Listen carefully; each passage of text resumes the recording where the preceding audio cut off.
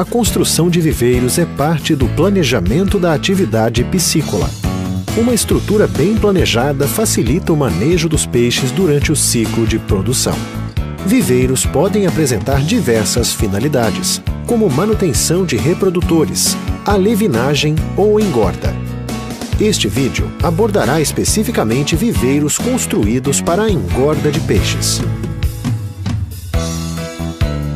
Construção de viveiros escavados.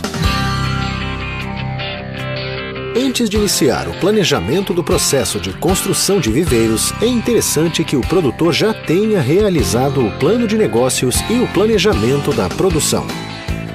O plano de negócios vai auxiliar a responder perguntas como: quais são as espécies de peixes que o mercado local quer? Para quem eu vou vender? Como será realizado o transporte da produção?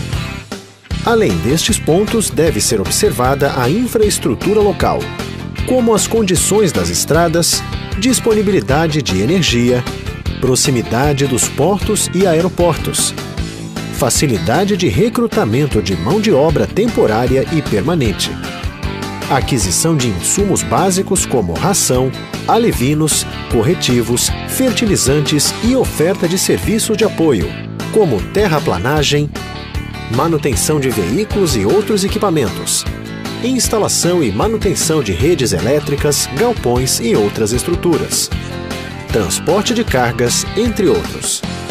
Além disso, deve-se observar se o clima do local onde os viveiros serão construídos é compatível com as exigências da espécie escolhida e quais estruturas serão necessárias para sua produção. A adequada escolha da espécie a ser criada é fundamental para o sucesso do empreendimento. Importante que o produtor saiba que espécies de clima tropical podem sobreviver em ambientes frios e espécies de clima frio ou temperado podem sobreviver em ambientes tropicais.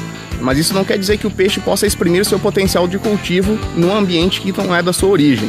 Isso é de extrema importância, tanto para a engorda de peixes, onde nós queremos que o animal expresse seu potencial máximo de cultivo em crescimento, quanto para a reprodução de peixes. Sendo que para a reprodução, essa fase é extremamente delicada. A reprodução é uma função de luxo no organismo. Ela só vai acontecer quando todos os fatores climáticos, né, e de ambiente estiverem de acordo com a exigência da espécie.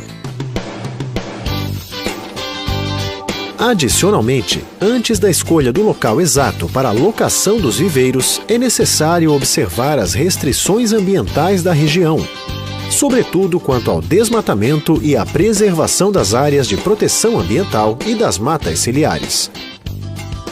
É importante também observar a disponibilidade e a qualidade da água para o cultivo.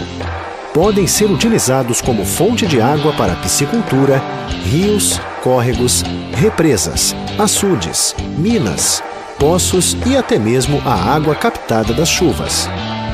A qualidade e a quantidade de água disponível devem ser compatíveis com a exigência do projeto.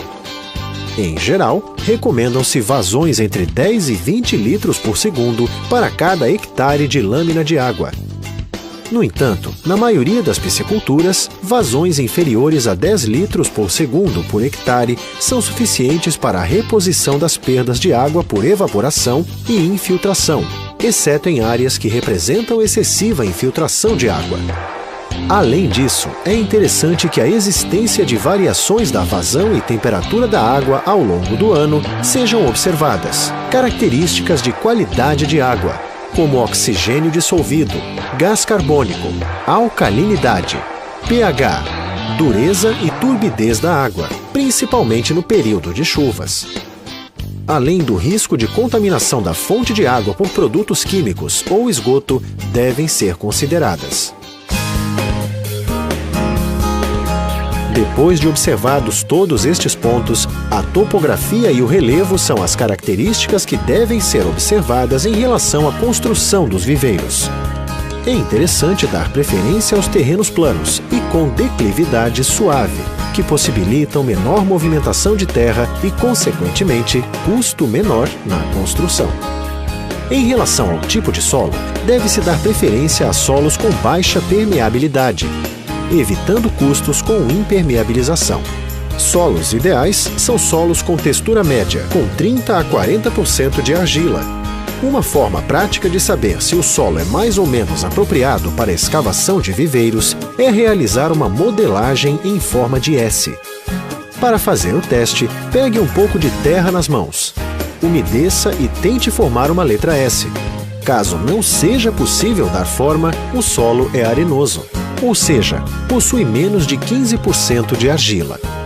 Uma vez moldado em forma alongada, dobrando-se ao meio, se a forma quebrar ou rachar, trata-se de solo de textura média, composto de 15 a 35% de argila. Solos argilosos, com mais de 35% de argila, permitem a formação da letra S. A identificação de campo, contudo, não exclui a necessidade de se fazer análise em laboratório para a exata identificação do tipo de solo. Para facilitar o manejo dos peixes, é essencial uma estrutura funcional bem planejada.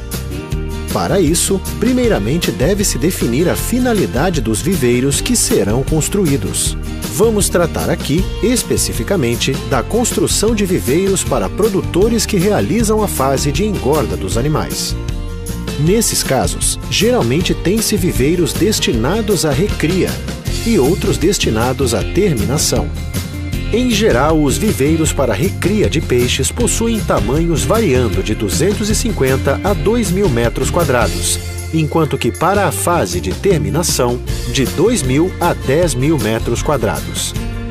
Viveiros com dimensões superiores a 1 hectare, 10.000 metros quadrados, demandam maior quantidade de mão de obra durante a despesca, mas são uma opção quando as características da propriedade permitirem estruturas de maior volume.